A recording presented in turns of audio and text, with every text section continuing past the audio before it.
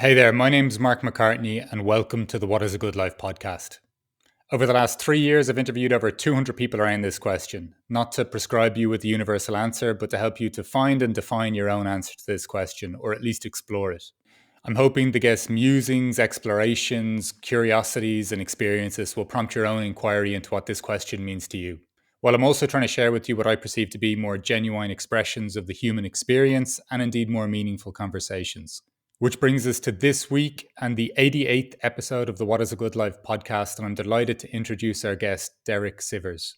Derek is an author of philosophy and entrepreneurship, known for his surprising, quotable insights and his pithy, succinct writing style. Formerly a musician, programmer, and a circus clown, he sold his first company for $22 million and gave all the money to charity. Derek is the author of Useful Not True, How to Live, Hell Yeah or No, Your Music and People, and Anything You Want. In this insightful and engaging conversation, Derek takes us on his journey through his experiences of being a musician, a circus clown, an entrepreneur, a philosopher, and an author. A journey spanning several continents that embraces, lets go of, and challenges multiple perspectives, and is underpinned by a considerable exploration of growth, joy, curiosity, and play. If you're feeling stuck in your way of thinking, stagnant in your current life, or tired of your own perspectives, not only will Derek's life serve as an incredible inspiration, but his thoughts and ideas may guide you to places you never imagined. Look, I took so much from this conversation. Derek's consistent choosing of growth, embracing discomfort and the unknown is particularly inspiring, while he's also just lived an incredibly interesting life. So I suspect you're going to take a lot from this conversation as well. And if you enjoy this episode, please like, share, and subscribe if you're on YouTube. And please continue to leave your lovely reviews if you're on the podcasting platforms. Please check out the show notes below for Derek's website, where you can find all his latest books, projects, and musings. And it's a website that I think is tailor-made for assisting you in answering the question of what is a good life. You can also find ways for contacting me in the notes below, whether that's for your own individual self-inquiry, joining my weekly silent conversations, or helping your teams develop greater trust, communication, and connection. The link to the podcast newsletter is also provided, where you can read about the reflections that these conversations that you're listening to have evoked in me. So that's all I have to say for this week. I look forward to carrying on the conversation with you next week. So without further ado, the 88th episode of the What is a Good Life podcast. Derek, thank you so much for joining me today on the What is a Good Life podcast. Given the life that you've lived and the various things that has encompassed, I've been very excited to have this conversation with you today around this theme. Thanks, Mark. I love the subject, so I'm excited to talk with you too. Well, as I tend to kick these things off with, Derek, it is with the question of, is there a question you're trying to answer as you move through life? Yes, and I love that starting question. I thought about it a bit before we hit record, and my whole life I've been fascinated with the question, what's another way to see this? And I'll give a starting example. When I was a teenager, I was a full-time musician. I actually attended music school instead of regular school. I went to a music college called Berklee College of Music in Boston. So I was 100% into making music and nothing else. And one day I saw this poster that was an advertisement for a synthesizer, and it said something like, "There's more than one way to play it." And it had 20 little circles, each one done in a radically different style. So one might look like a paint splotch, and the other one looked like a ball of hot metal, and the other one looked like a countryside scenery with little leaves painted around the edge. And there were 20 of them like this. And I looked at that poster like, whoa, this is so inspiring. That's because every note you play on your guitar or your piano or whatever, you don't just go ding and play the note. You could play it like that, or you could play it like that.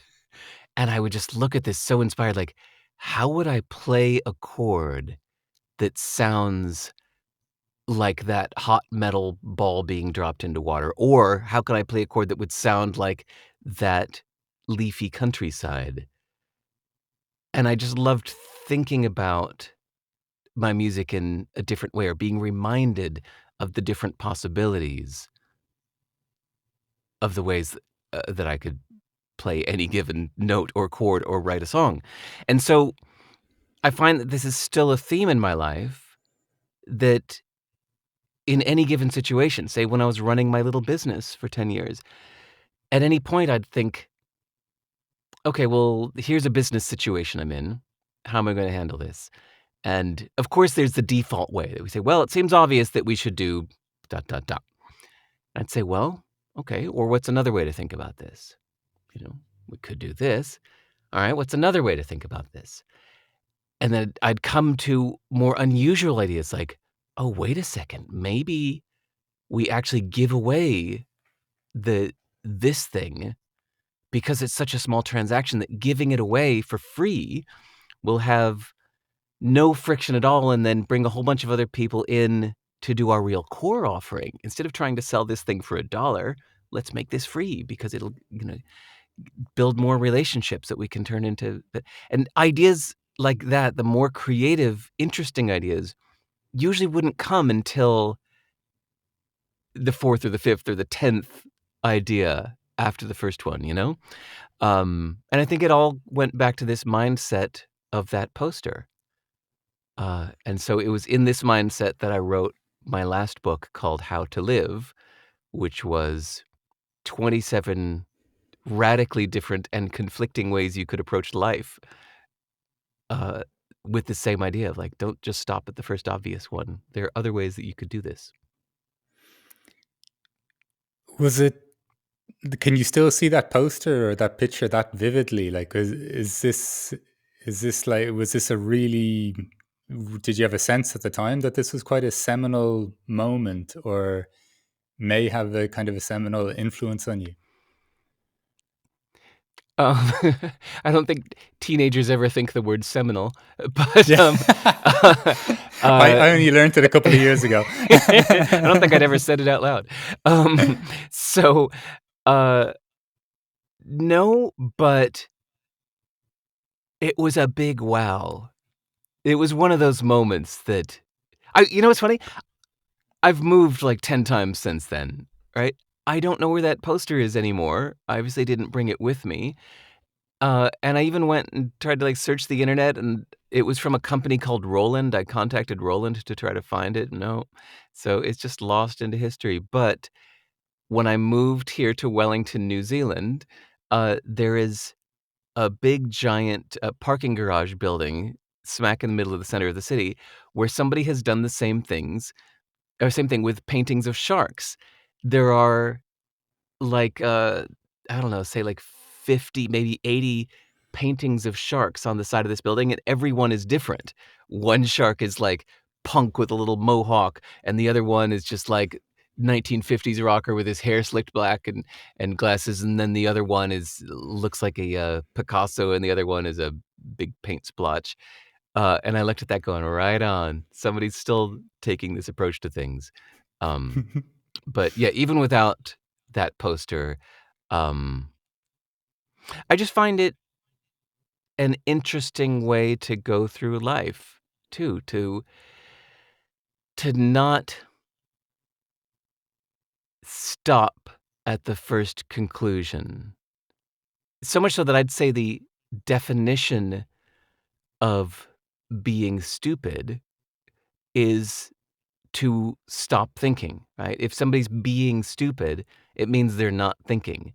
And if they're not thinking, it's usually because they've stopped at the first conclusion, that they had one little idea or uh, one conclusion that just seemed obvious, and then they just stopped there. They didn't think any further. And you hear it, for example, when, well, let's say racism. When somebody says, oh, well, you know how those people are. Those people are just lazy. And it's like, Right. they think no further than that. They're like, yep, case closed, matter solved. Those people are just lazy. That's being stupid, because it's not continuing to think that that might not be the answer. And so the opposite of being stupid then is to keep thinking and considering other ways to look at this. Did this come? I know you're saying the where this first notion was kind of observed or with this poster, but did this feel like quite a natural process then to just how your mind works, or was this something that took like a? Did this become more like a craft or a dedication? About a year after that poster, I was in a traveling circus. I was the ringleader MC of a circus, and my boss was hot.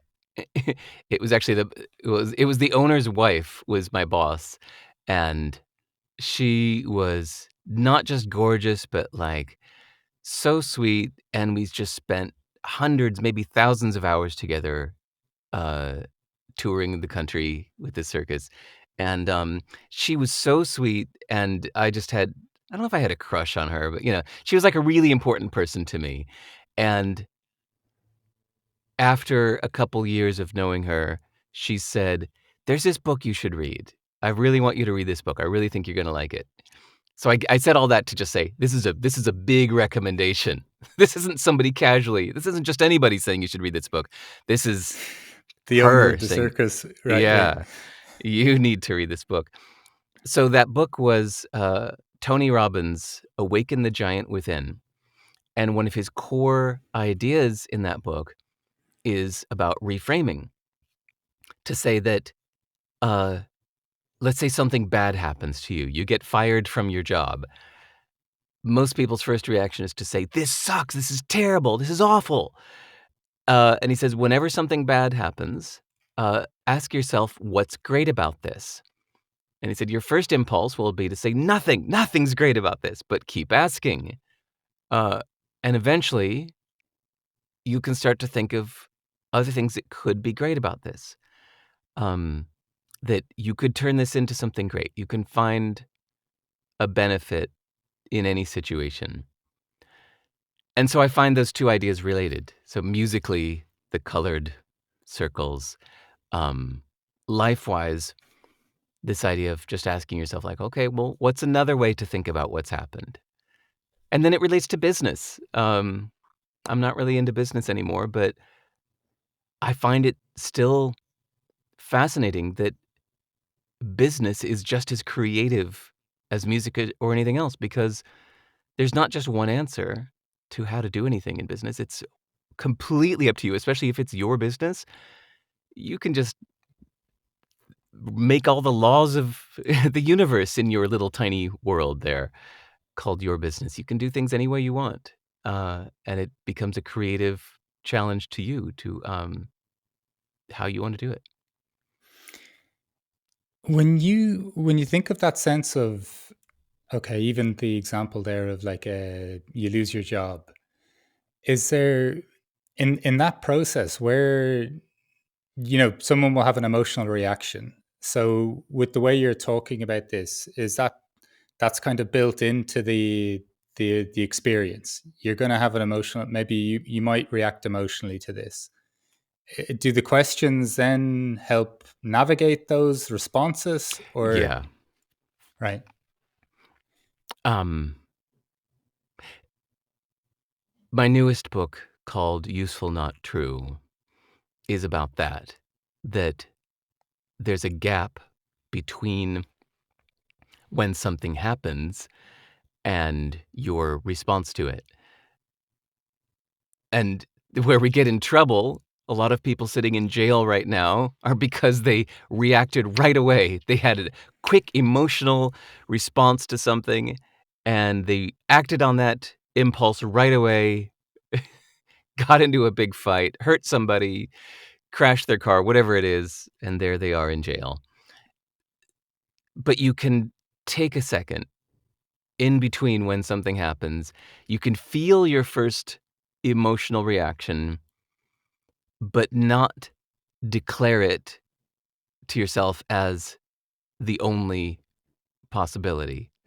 Meaning, like, as soon as somebody, let's say, insults you outside of a bar after your third drink, um, it's not the only option that you need to avenge and defend your honor. Okay, well, that's one option. Another option is it's that you can take just a second and think of some other ways to look at this. Uh, and it goes with anything in life is that we always have our first emotional reaction, and you have to let it go a little bit. Like if you've ever tried meditation, it's kind of meditation 101 is to say, some things are going to come into your head. Don't dwell on them. Just let them pass right back out again. And it's like that. Just because you had an emotional reaction to something doesn't mean that message the emotion is telling you is not necessarily true. It's just one way of looking at things. And it might not be useful.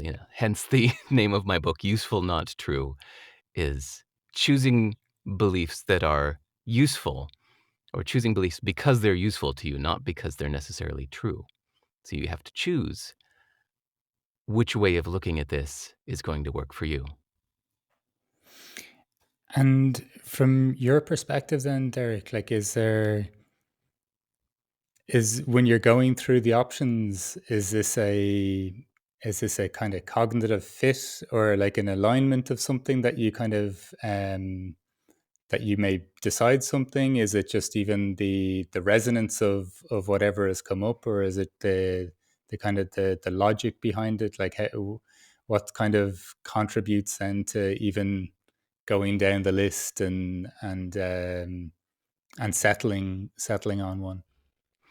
Mm, I don't have any uh, guiding words on that, except that it's just unique to everybody in your situation.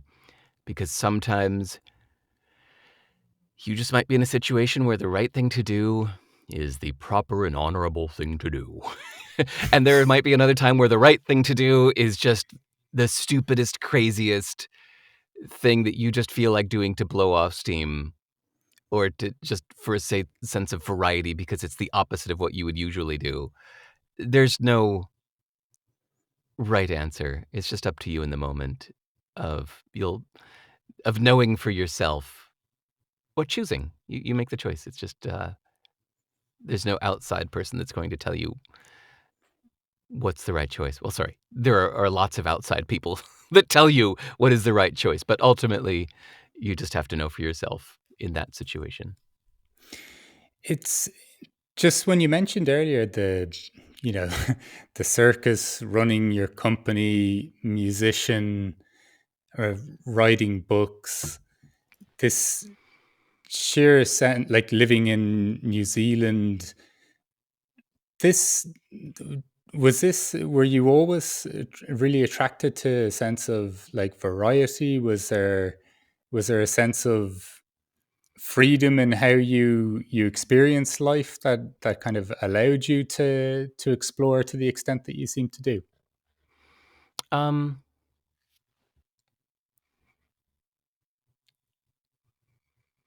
I think it's my life choices have been related to that first question you asked, or my answer to the first question you asked about what's another way to look at this. It's same thing with life choices to me. Some of my heroes were musicians at first, and if you look at some of the great musicians, a lot of them follow this path of ongoing artistic exploration, like Picasso did too. You look at early Picasso paintings, he was just good at realism, and at a certain point, he wanted to go beyond that and try a different style. Um, and he kept trying different styles. Uh, Miles Davis, if you look at his musical career, he excelled at this original jazz style of bebop, or say original because it was the first thing he got famous for. It wasn't the first thing he tried, but he got really into bebop and then kind of transitioned into cool jazz and then into this like rock jazz fusion and then even tried playing pop, playing Cyndi Lauper time after time. And uh, at each musical transition, fans of his previous style might get mad or disappointed that he stopped playing that style that they love and went on to this new style that they might not love as much. But some of them came with him. But for him, it was more of like a need to keep growing and exploring. Same thing with Bob Dylan, same thing with, I don't know, Paul Simon, same thing with Madonna, same thing with Lady Gaga. I don't know, like many musicians keep pushing themselves to let go of what they are known for and try something new. So maybe because a lot of my role models are musicians, I just saw that as a given. Like that's what we do in life is you keep exploring. You don't just get stuck on one thing. Um, so each transition I made was a little difficult. You know, for 15 years I was head down and focused on one thing, which is to be a successful musician. And then at 29 years old, a little hobby I did while I was selling my CD on my band's website. I started helping a few musician friends that asked if I could help sell their CD too. I was like, "Yeah, okay." It was just a quick side favor I was doing for some friends. But then that grew and grew and grew, and then strangers were calling saying, "Hey, can you sell my CD?" And I had this painful transition of saying, "Wow, if I do this, that means I'm no longer a musician. Like it looks like I'm accidentally starting a business here. Actually, reluctantly starting a business." But it seemed like the world was asking me to do that. So it seemed obvious, like, all right, people are begging me to do this. People are opening up their wallets and paying me to do this. Whereas I've been a full-time musician for 15 years. Um, I think I should take the new opportunity. And then 10 years later, when I was sick of running the business, it was a painful decision to decide to stop and to leave, and it was a little scary to leave this thing that was a huge success for me, made millions of dollars and had 85 employees, and I had to leave that behind and walk away into I don't know what. I didn't know what was next. I just knew that it was time in the name of growth to stop doing this. Um, and then, yeah, same thing with where I live. Um, Ideally, if it was only up to me right now, I'd probably be living in India or China. Uh, but I had a baby with somebody that does not want to live there. So here I am in New Right. Zealand, which is, fair compromise. Um, and and so on. I plan to keep doing this, uh, keep pushing myself into expanding my sense of, uh, expanding my comfort zone, expanding what's in my realm of self-identity. Can you give me a sense of the difference in the quality of leaving to be like letting go of the idea of being a musician when you had something that the world was already asking you to do almost, versus then leaving the company or selling the company then without knowing exactly what or knowing what was coming up in the meantime? Like, was there a difference in those? Oh, very. Um, you could say they were almost opposite, where starting the company felt like let's just say metaphorically, I was rolling a boulder uphill, with my own music.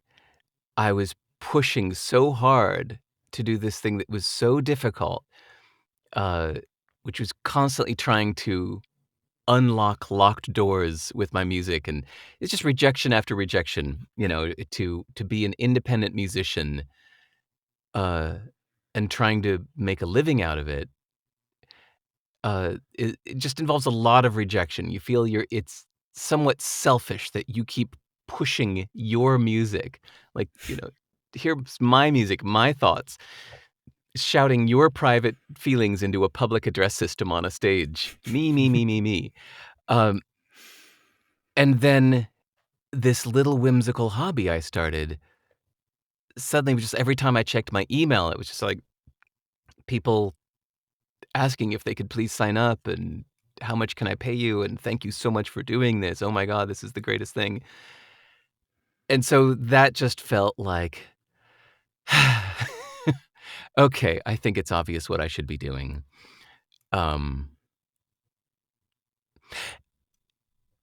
had something to do with it, meaning I had been pushing that boulder uphill for 15 years of my own music, and I had been enjoying it, but I had just recently started plateauing. I was like on the road doing the same gigs at the same places, not having a lot of personal growth, having a little personal growth, writing some new music and doing some new songs, but still generally getting in the van, driving 6 hours to get on a stage, set up the equipment, do a show, just like I had been doing for the last 5 years with no big advancement.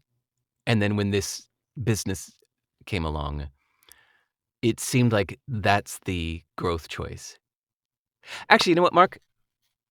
Well, sorry, okay. I'll finish answering this question, but I just found a theme that you might like. Then to finish answering this question, then 10 years later, everybody still wanted me to be the CD Baby guy. Everybody still wanted me to run this business, but I was just personally feeling done. Like, I can't do this anymore. I've been doing this for 10 years. I'm just feeling so done emotionally. I'm showing up to work, but I'm not into it. I got to make a change. And so that's why I say it felt like the opposite decision, where now I am leaving 10 years of service behind to leave and go be selfish again. And in this case, I didn't know what it was. I didn't know what the selfish action was going to be after leaving the company, but I knew that I needed to just kind of focus on my own personal exploration because this path was feeling done. Or to put it more artistically, it felt like I had been painting a mural or writing a novel for 10 years, and that mural or that story was now done. Like, I felt like that's everything I set out to do, I have done. I have nothing more to add. That's it, fini. But did you say you were going to bring up a theme or? Yep. Yeah. I was waiting for a little Mark transition there. Thank you. Okay. So the theme is, it was going all the way back to a question you asked a bit ago about, like, how do you make life choices around this, or why? Abraham Maslow, the guy that's famous for the pyramid of self-actualization, with the very bottom layers being food and shelter and the middle layers being connection with other people, and the very peak top layer being this he calls self-actualization, this idea of being your absolute flourishing, thriving self, being all you can be, the fullest expression of your time on earth. Abraham Maslow, along with his pyramid of self-actualization, had a beautiful little quote that I wrote down in high school. I think I was like 15 years old. And I heard this in a psychology class. I went, whoa, I love this. And it said something like, we're presented with, every day, 100 times, you're presented with the choice between safety and risk. And he said, make the growth choice 100 times a day. And I went, whoa, I love that. And so maybe ever since I was 15 or so, I've kept that compass in my head at every daily little decision. What's the growth choice? And it's usually, what's the thing I haven't tried yet? Or what's the scary thing? Whatever scares you, go do that.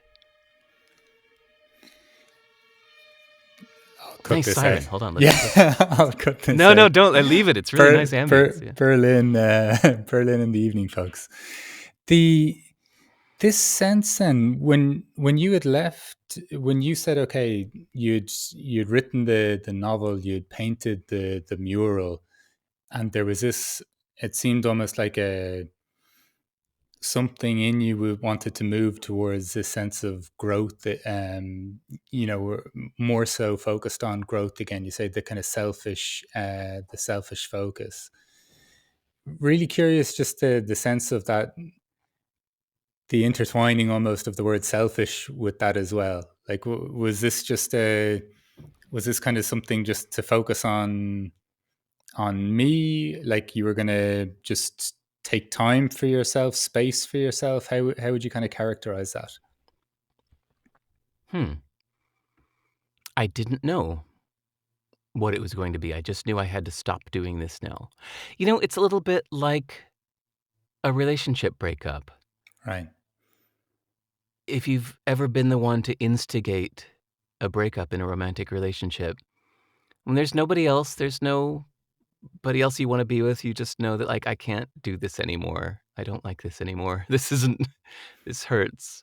Um, and even though it's a painful decision, you know it's the right decision. Uh, it's like that. And for your sense then, just even the growth choice then continuously, like is this is this quite conscious for you? Is this almost like a, have you conditioned this to the point that it's just almost an autopilot part of it, or do you find yourself not fighting or friction, but is it that just is it that blatantly kind of clear to you that this is what works for you? Hmm. I think it's still a very conscious choice. In that moment, like I said earlier, of not going to jail for following your impulse. Whenever I'm thinking of what to do, this value system is always in there of uh, considering many options, pushing myself past the first few obvious ones, continuing to think about it.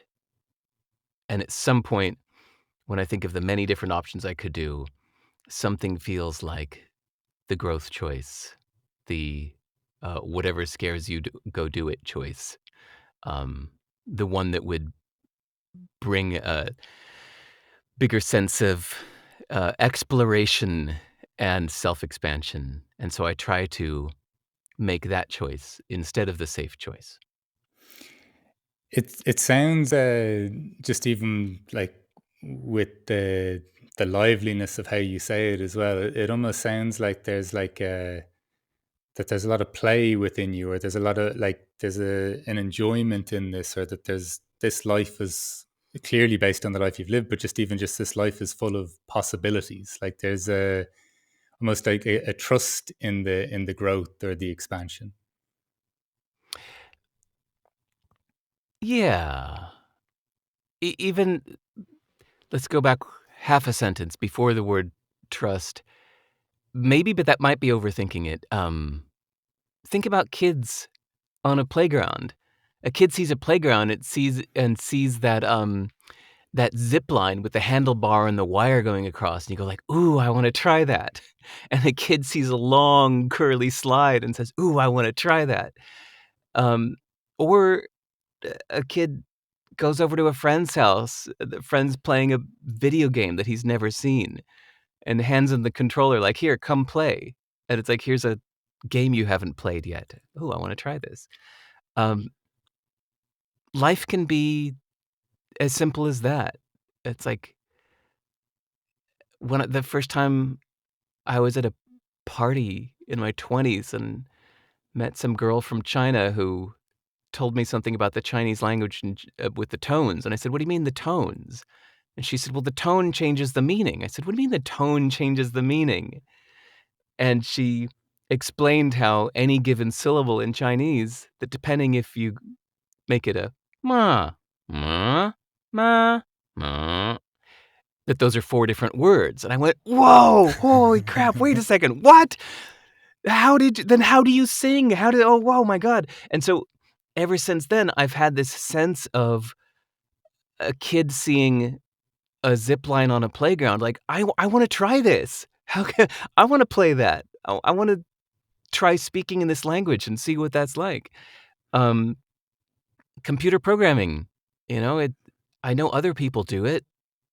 It sounds like a big, nerdy, brainy, sophisticated, geniusy thing to do to program computers. I wanna try that. Can I do that? Could I actually be the smart guy for once? And so I just kind of actually out of necessity, because I accidentally started this website and people were asking me to do it, I had to learn how to program computers. But of course, it was with this sense of like, "Ooh, maybe I could be that. Maybe I could try that." So I think it's mostly just this fun sense of exploration and self-expansion. Was was that with you for like most of your life, or is this like, were there influences that you can think of that help develop this, or how would you kind of consider that? Hmm. Well, if you're laying me on the shrink's couch now, uh, uh, let me think. It feels like everything started about the time, like when I started playing music, like as a teenager. I didn't just, start playing music. It was this big OMFG, I want to be a musician. Like, I wanna be a successful musician, or at least I wanna be a great musician. And I just started devouring everything I could learn, every instruction, every interview with the great musicians, reading it all, trying to glean tips, and at the same time then even reading self-help books like that Tony Robbins book I said. It was because I felt like, well, this might give me some more, uh, strategy or insight into how to be a successful musician. Because I know it's like being an Olympic athlete. It's something that everybody wants, and only 1 out of a million gets it, and I wanna be that 1 out of a million, so I need every advantage I can get. I wanna learn every savvy bit of life wisdom I can get.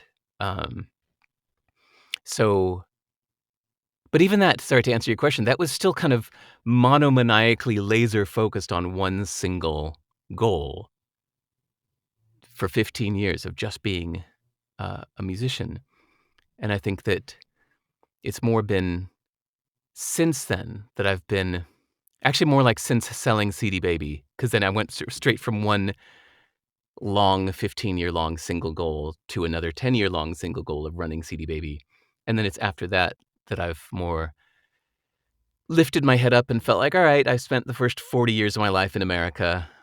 Time to get out." And I've spent the first whatever or the last 25 years doing just 2 things. Time to try other things. So I think maybe more of this exploration has come, very deliberately as a way of shaking shit up. Is there something in the time then since, like, you having this laser focus, or this two very continued back to back focuses for 25 years? Has there been something about yourself through the last and kind of installment, or when you say there was kind of lifting your head up from this? Has there been things that you found out about yourself that have surprised you, or like that kind of took you in a completely different direction, or even in a sense of perceiving the world? Yes. Sorry. I mean, honestly, I could just sit here and tell you a bunch of little tales now, but really, the real answer is just yes. That continuing to make choices this way and continuing to do what scares me and to choose the thing that feels like the most uncomfortable choice. To do that again and again means I keep surprising myself. Uh, Things I hated 2 years ago, I now love. And that's to me one of the greatest joys in life.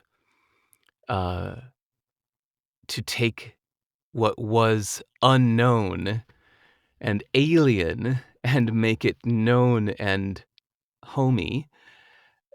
Uh, to take what you actually actively disliked previously and now find something to love about it.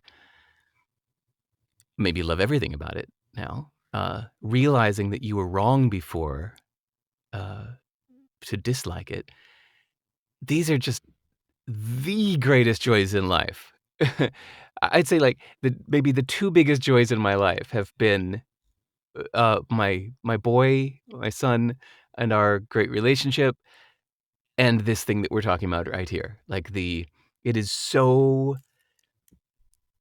emotionally and intellectually fulfilling to steer into your prejudices, to go towards things that you feel aversion towards, and go into it and try to find something to love about something you don't, and then to start loving it.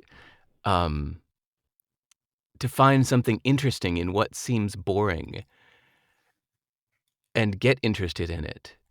Uh, to go to a place that you think you would hate and make friends there and feel a connection and appreciation for a place that you previously had no appreciation for. Uh, it's so fulfilling. This is how I want to keep living. Just when you were saying that, it makes me think of I spent a year in Peru before I moved to Berlin, and I was always petrified of dogs.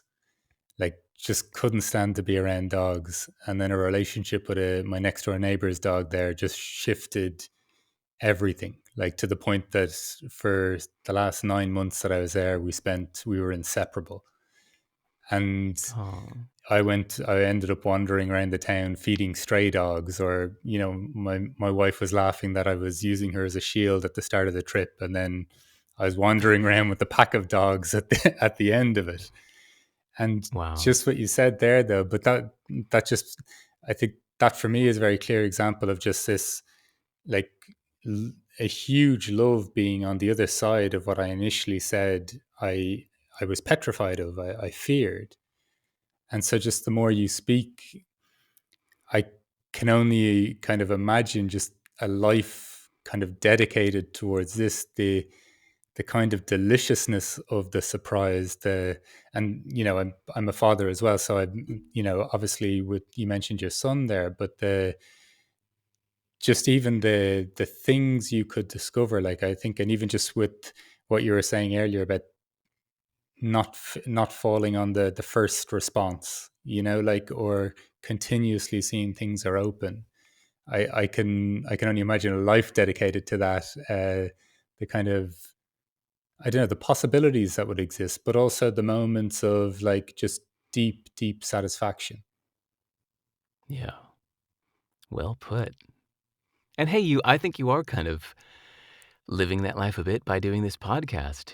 You're putting yourself out there. You're not just watching TV at night. You're putting Yeah. yourself out there and meeting people and asking these deep, deep questions and getting involved with these conversations. So I think you are doing it. But God, that dog example in Peru is so wonderful. I love that. Yeah, it is remarkable, though, just even, what you're, obviously, what you're reflecting on continuously in life, but that is that is this in any ways kind of motivation for the writing, in ways like to kind Oh, yeah. just to open people's eyes up to what you're seeing, then, essentially? Oh, sorry, I should have let you finish that sentence. Um, No. I do it. I do it first for myself. I write privately a lot, way more than I write publicly. I write privately in my journal in this sense of, what's another way to look at this? And then when I find an interesting perspective, I go, ooh, I've never heard anybody mention that one before. That's interesting. Then I'll share that with the world. So that's what my last book called How to Live.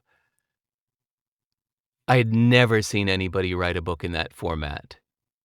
Exactly.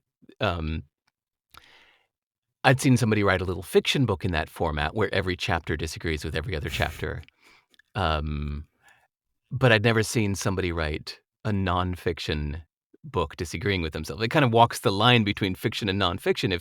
If you say, "Yep, here's how to live. This is the way you should do it," and in the very next chapter you say, "Nope, the opposite is the way to live," then what the hell? What's going on here? I love the the unseriousness of that. I'd never seen somebody do that before. But hey, that's coming back to music or art, that a musician ideally uh, tries to write a song that nobody's written before, to say something that's never been said. And an artist tries to create something artistically that moves you in a way that nobody's done before. Nobody's ever kind of combined these images in that way before. So yeah, I guess it is. My writing is trying to uh, share what hasn't been said before, or maybe hasn't been considered. What was that experience like of contradicting yourself? Not contradicting, but even just challenging what the previous chapter had suggested. Was that a was it was there a flow within that, or was there a, did you feel different in each chapter in Yeah. Yeah, well, first, you gotta understand, it was like 4 years of full-time work to make that little book, right? and the rough draft was 1,300 pages, Wow. and then I compressed it down to 112 pages. So at first, I was basically taking everything I'd ever learned in life, dumping it all into one big giant document, then going through and categorizing, like, well, all of these thoughts are around, like, go get rich, and all of these thoughts are categorized into, like, do nothing, it doesn't matter anyway, and all of these thoughts are like, go fill your senses, it's just hedonism, there is no past or present, there's only now, and so I started categorizing them and then separating them, and the idea was always to make them contradict each other. Uh, so then as I got down to the final rounds of editing, to answer your question, it messed with my head where on a on one day I would be editing the chapter or deep into the chapter or kind of honing this chapter about how the most important thing in life is to just follow the ancient wisdom. Just do what's been proven over the centuries. Just follow the guidelines. Your own whims don't matter. Do the right thing according to tried and true proven ways. And then the very next day, I'd be on to the new chapter. It would be saying the opposite. Go fuck shit up. Go make a mess. Destroy it all. And and every day as I was working on each chapter, I felt, well, yeah, this is it. This is the way to live. I know I've got these other chapters, but come on, this is the one. This is really the way to live. But then, of course, the next day I'd be working on another chapter, and I'd think, actually, you know what? No, this is it. The truth is, nothing matters. It's just let it all pass, do nothing, sit and do nothing. This is truly the right way to be. So, yeah, I messed with my own head while writing it, which is great because I felt that that was the effect that I wanted to give to the reader too. I really wanted every chapter to be persuasive so that while you were reading that chapter, even though, like I said, that each chapter is only 5 or 6 pages, the whole book's only 112 pages. Um, While reading that chapter, you were ideally persuaded into feeling like, this is how to live. But what a glorious kind of exercise in kind of attachment and then letting go, attachment and then letting go, and almost like having a favorite for a particular time and then letting go, or being persuaded by other arguments to not let you just be completely rooted in one perspective or one fixed outlook. Yeah. Well put. Thank you. And you get how that ties back to Yeah. all the stuff we've been talking about the colored circles and the different ways of looking at anything. It's the process then though of like when you go to share something like that, like is the greater satisfaction, is it, I know you said you do it for yourself initially, like you're writing, you've over 1,000 pages at the start, it's 4 years worth of writing, you're always journaling. Is the is the satisfaction first and foremost for yourself in just even distilling these things? Is it the sense of just even the artist in you with connecting with the audience? Like, what's the kind of the big hook that kind of brings you back to it?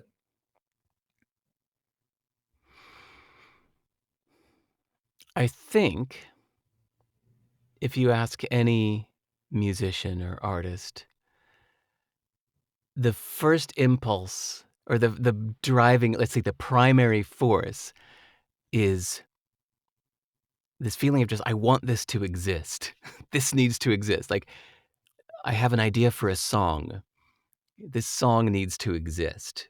I want to make this thing happen.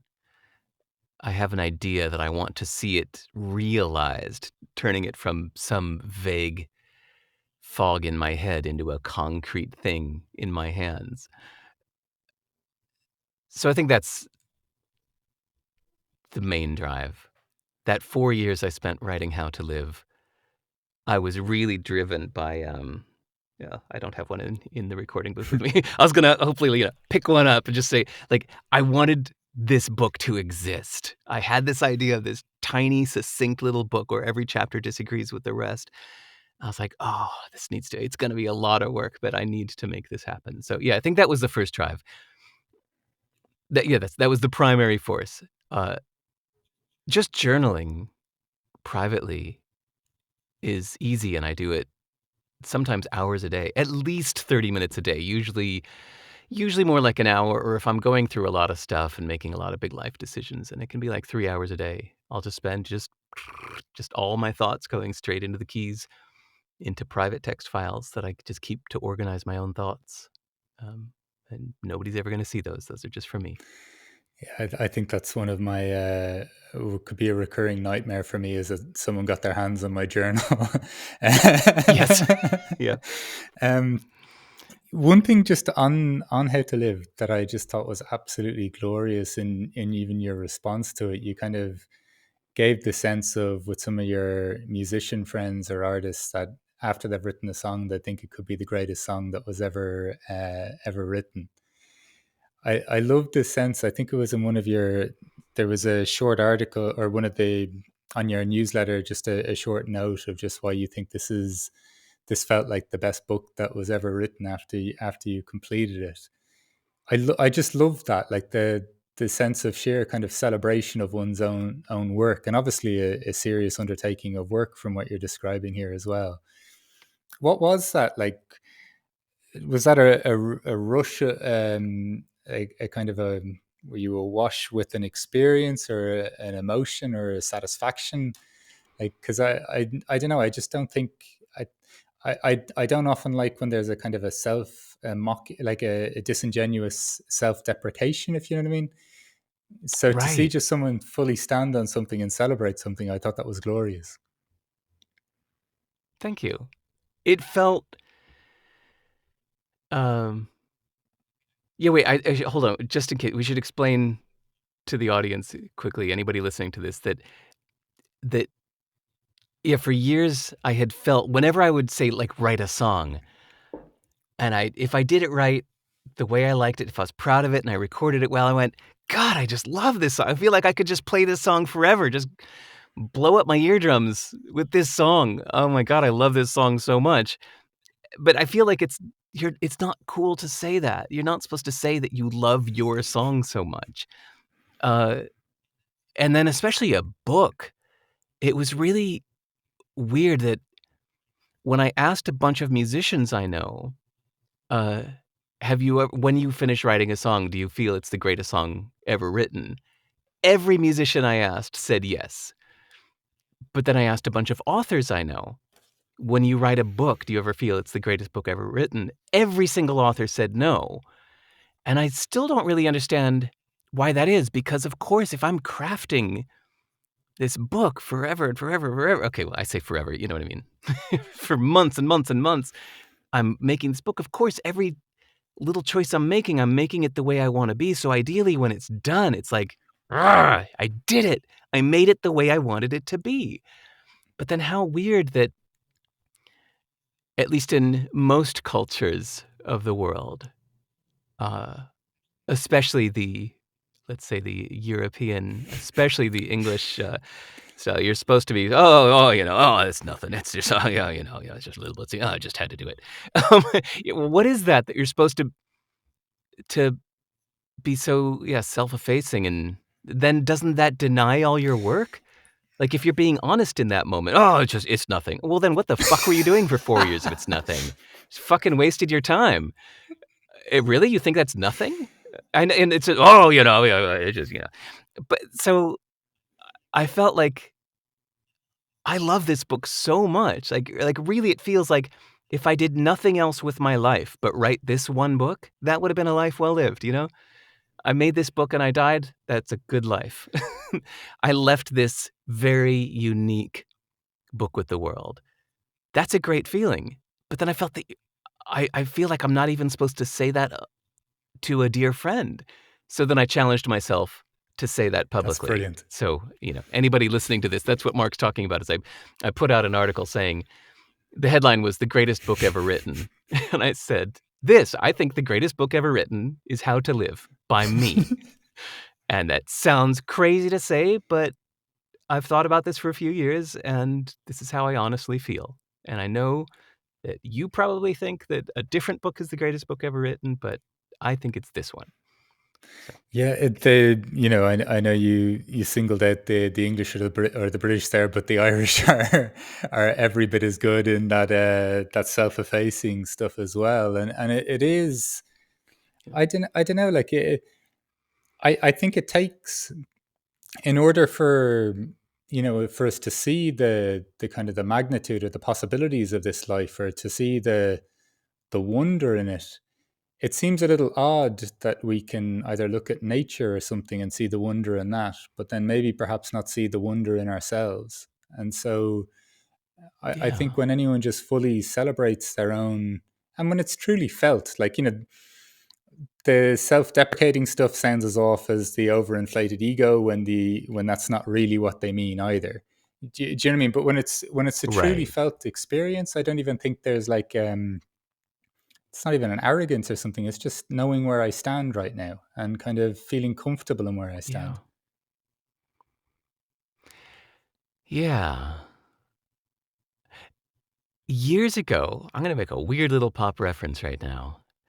Um, Around the late 80s, early 90s, there was a musician named Terence Trent D'Arby that his hit song was called Wishing Well, um, and Sign My Name. But anyway, he released an album. His debut album was called, I think it was called The World According to Terence Trent D'Arby. And I remember that in his, like, media interviews after the album came out, Rolling Stone and whatnot, he said quite a few times, "This is the greatest album since the Beatles' Sgt. Pepper's." And people went, "Pff, what an asshole."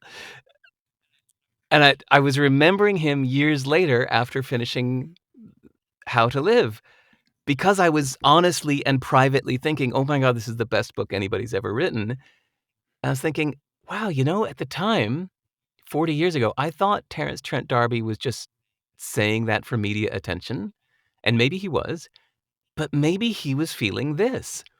Maybe he was feeling, "Oh my god, I just made the best album ever made."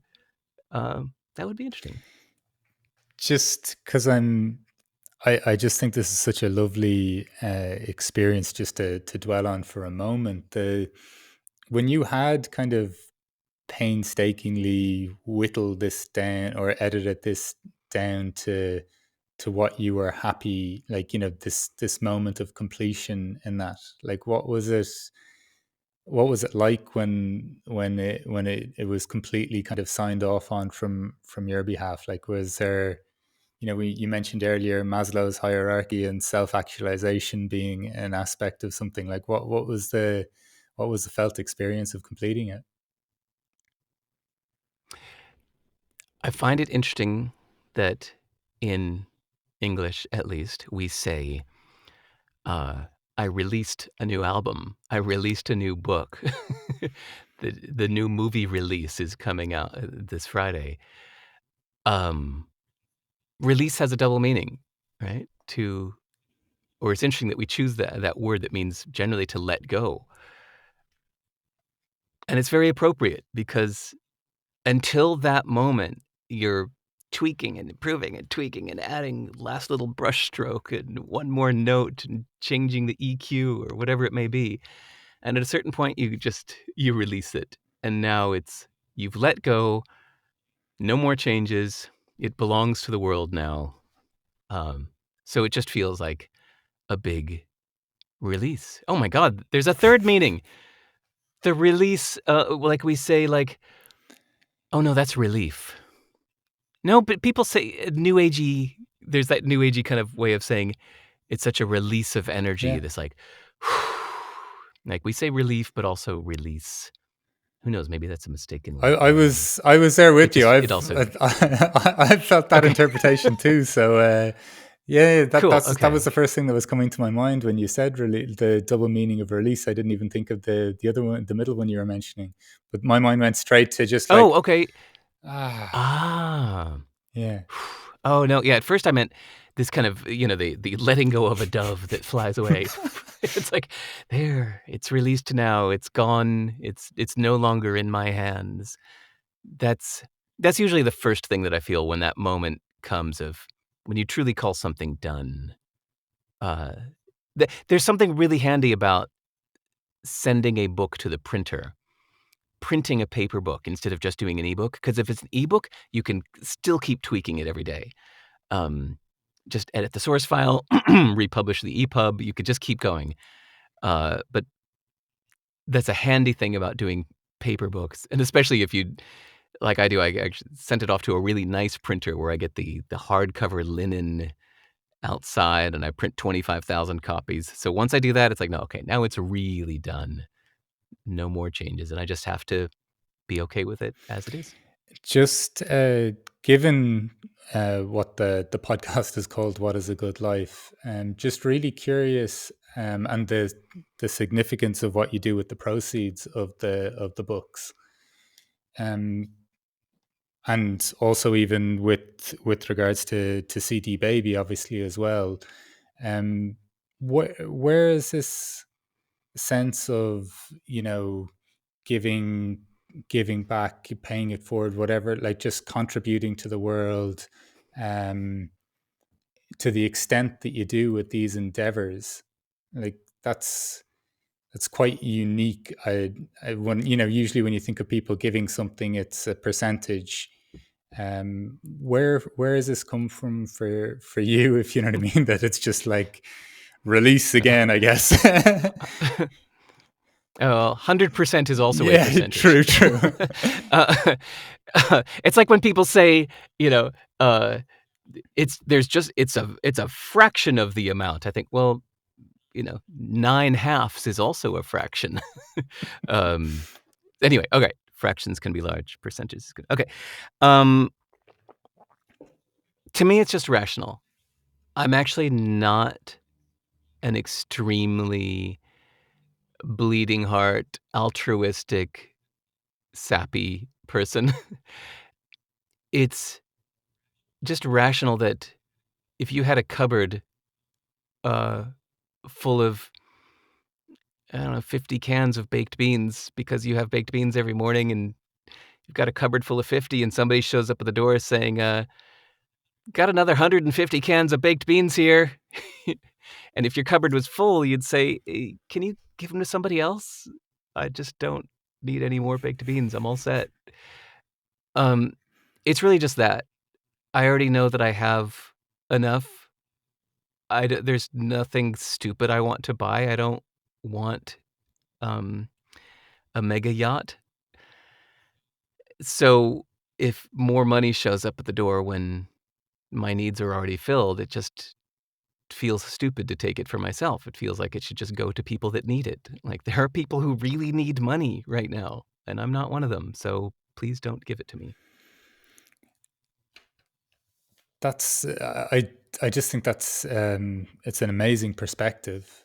The the sense though as well of just it being rational, it's kind of it's irrefutably kind of rational. um Thank you. I so agree. but it also just kind of makes me reflect on a little bit then just the maybe even the craziness of our ideology or our cultures sometimes, that just I've never heard someone describe their like an altruistic act like that as just rational. But I don't know. I think there's something really pointed or weighty to what you just said there. Thank you. I s I try to understand the world. I try to understand different worldviews. I try to understand worldviews that conflict with my own and really try to understand them. This one I still don't get. I still don't understand why Jeff Bezos builds the world's largest mega yacht, to use that previous example. I don't understand why somebody who has 4 houses needs to buy a 5th one. I don't understand needing 35 cars, for those people that get way into cars. I just don't get it, and I actually really would like to get to know one of these people, which may be hard because usually if somebody's that rich, then they are very, emotionally guarded too, or they're used to kind of talking in public platitudes, like saying what people want to hear instead of being honest. I'd love to try to get into the honest psyche of somebody making those decisions and try to understand, what is it really? Like, where's that really coming from? Or is it just like, or is it just gluttonous? Like the the fat man continuing to eat 4 desserts after a fat meal, Is it just like, I just can't help myself." Is it just a lack of self-control, or is it or perhaps is it philosophical? Is there someone that really thoughtfully makes these decisions to to take too much and has a philosophical, um, justification for it? I don't know. I still don't get it. I had a thought a few years. I used to work in finance, and I left the trip I mentioned to Peru. I quit a job on the first day with a 40% pay increase, and my wife and I just took off to Peru just because I don't know. I had a very clear reaction in my body the weekend before where I was just like, I think I'm going to suffer if I don't face the uncertainty of step or creating space for maybe what could emerge next, I guess. But one of the thoughts that I had, I think, even in the build up to leaving finance was, how could I say that I'm for any kind of fairness or equality? And I know the world isn't necessarily fair. If I'm not being completely naive with an ideology, but I remember googling the net wealth in the world. Now, this I wouldn't hang my hat on what I'm about the statistics I'm about to give here because I'm sure it was just a number that I picked off on the first page, dividing it by the population. And it said everyone had 32,000 US dollars. That would be the net worth of every individual. And I don't know. There is a strange sense of if you bring a bit of awareness to the idea that, the baked beans example, I think is a wonderful way of describing it. Like there is a certain amount of baked beans to go around here, if you know what I mean. And sorry for just bludgeoning this this example, but you know what I mean. Like and even just the word you use to bring rational to the perspective on it, then I think is really telling, because then malaria tablets are always the example I give, and I know there's you donate to a charity that focuses on malaria as well. Like when there are actually things that are curable, when we're not talking about things that are some nefarious cure that we're trying to develop, that's money is being sunk into and there's no results. Yeah, it is a really curious thing, but I do get a sense as well, though, that we don't get away with anything in life, and I don't mean that in a really harsh sense. But when you're going to sleep at night, or when you have quiet or stillness in your life, I think some degree of reflection or awareness of our actions that's somewhat separated from culture or justifications of it. I do think we feel it in some way, shape, or form. And so that to me, it's not about being virtuous, as you use the word rational. I'm not attaching some virtuosity to decisions, but I just don't see, otherwise we'd have to be separate from our I don't know, our capacity to feel as a human being. And do you know what I mean? Like Yeah. Yeah, it's well put. I mean, you could have said the same thing about violence or people who wield power over others. Um, you wonder how they sleep at night. Uh, and unfortunately, I think the answer is that almost everybody tells themselves they're doing the right thing. And in fact, my new book, Useful Not True, when I told people what it's about, some people got worried. Because basically, what about bad people? What about bad people who find it useful to think that uh, some other people somewhere else are subhuman? It's not true, but they might find it useful to think that their military enemy deserves to die. What about bad people? But these people always, well, we people, yeah, yeah, it's yeah, not yeah, those people, it's us. absolutely. We always justify our actions, and we always feel we did the right thing, even if it's just justified by saying, well, they did it first.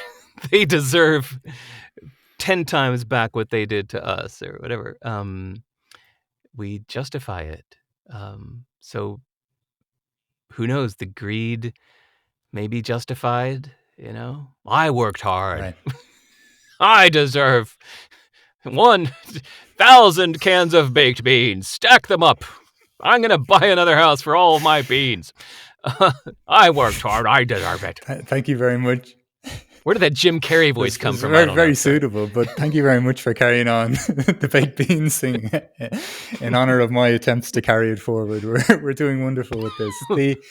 The sense of useful, not true, in some ways was How to Live kind of an expression of the process of challenging views, or acknowledging that something that you may believe isn't true, letting go of ideas. Like, did it kind of, was there a continuation even of just the process? Like, was there a sense of a connection in that sense, or was it just its own unique thing? Absolutely, but Right. unspoken. So a composer may do, say, like John Cage style. Okay, let's just pick, like, everybody has heard of John Cage's piece called 4 minutes and 33 seconds, which is 4 minutes and 33 seconds of silence. And uh, at some point he had that idea, probably said, oh my God, that would be badass, because let's just pretend John Cage talks like that. And he officially did it and said, this is my newest composition, 4 minutes and 33 seconds of silence. And he gets an orchestra to sit there, and the conductor goes like this. And then they have a timer where they sit for 4 minutes and 33 seconds of silence. So what does that piece mean? he probably has lots of ideas of what it means, and he's probably thought of more ideas since then of what that piece means, and they're all probably correct. And so, how my book How to Live just came in, like, I was just literally just driving down the road and suddenly went, I want to write a book called How to Live Like This with the conflicting chapters. Oh my God, that would be so badass. And I spent 4 years doing it. But yes, of course, it ties into the things we're talking about here, about how there's no one right answer, or there's another way of looking at it. There's the 20 painted circles. How else could I play that note? A hot molten ball dropped into water. What would that sound like? How else could I live? Which, of course, also implies that there's not one right answer. There are other ways, which then means what is true anyway. If somebody says, well, this is the right thing to do, this is what you should do, this is true. I challenge that notion too. That's my skepticism side, to say, like, anytime somebody says this is true, unless we're talking about a physical reality, this mug in my hands as a physical thing, if it's not an observable, objective, uh, concrete reality like that, well, then it's just in our heads, and there's different ways to think about it. So I challenge anything people say is true unless it's observable by any creature or machine. Um, so yeah, then I look back at How to Live through that lens. I think, yeah, I was showing in this unexplained artistic way that there are many ways to look at any given situation, and many ways to live, and many things we could call a good life. uh, and none of them are necessarily true. It's up to you to choose what you feel like doing. And then the last page of the book, the subtitle of the book is 27 Conflicting Answers and One Weird Conclusion. So the weird conclusion is a picture of a duck and a bunny, which is supposed to be an optical illusion, where the question is this a duck or is it a bunny? And it asks the viewer to decide. And this is actually a 100 years old optical illusion from the 1800s, I think. And the question that it goes with, yeah, is it a duck or a bunny? Decide. Is it a duck or is it a bunny? And you're supposed to answer the question, or. And I thought that that's what most people do with life. They say, is it, are we living for the present moment of happiness, or are we living for the future to make the world a better place for our children? Which is it? Decide this or that. And my mini little epiphany of seeing the duck or bunny illusion one day was to go, wait a minute, it's both. That is a drawing of a duck and a bunny. It is simultaneously a duck and a bunny, and that's what it is. Problem solved. You don't have to choose or. It is and. It is both. And I thought, ooh, like life. That we don't say, are we living for the present or for the future? Decide which is right. Like, no, and yes, we are living for the present and for the future. And we do nothing and we do everything. And we follow pleasure and we follow pain. And so that was the message of the duck and bunny, was to say that you don't have to ask from these 27 chapters which one is right. All of them. All right. And then it goes to a picture of an orchestra seating chart with 27 instruments in the orchestra to match the 27 chapters of the book, to say that you, as the composer and conductor, can play all of these instruments at whatever time you want. You can bring in some, you can let one take a solo, you can just follow hedonism for a time in your life, you could just go to a beach and think of nothing but your current pleasure, and then you have a different time in your life, which might even just be a week later, where you're head down, making money, doing things you don't want to do to build a better future, and another time where you just focus entirely on what others want. And these are like the instruments in your orchestra. no one choice is right or wrong, but you get to play them how you want. You bring in some, you combine two of them, maybe you combine all of them, let one take a solo. You use time. So that was my weird conclusion to that. And but all of that was unspoken. I just left it as two images that I wanted the reader to piece together. But yeah, that was totally a hindsight explanation for the ending of How to Live. That was my little Easter egg tying together my books the way that Quentin Tarantino ties together his movies.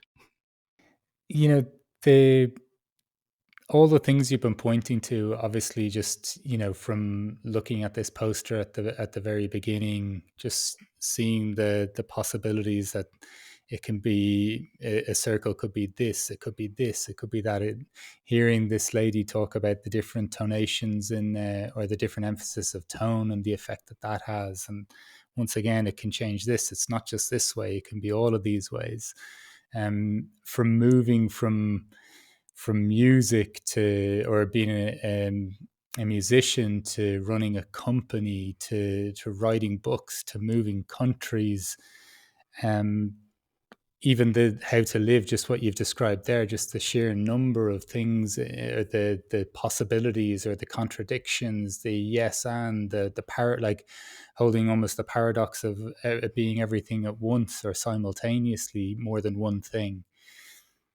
And then just what you're pointing to, just in terms of the number of different possibilities of truth there could be in terms of how we see truth, and knowing that it may be useful, but not true, and then the different perspectives we can hold for life.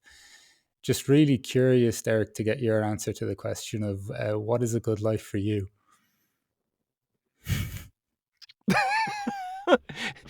That thing you just described. Yeah, I just felt like my life just flashed before my eyes. Thanks, Mark. You summed me up well. Everything we've been talking about is the answer to your wonderful question. It's Derek, thank you so much for your time for this. It's amazing to hear someone speak about, I don't know, life through this lens, and then also the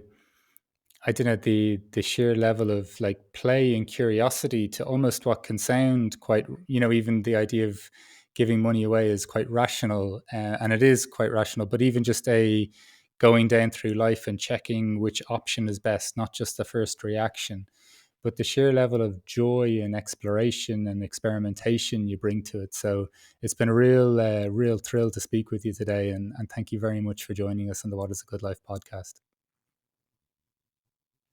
Thanks, Mark. I really appreciate it.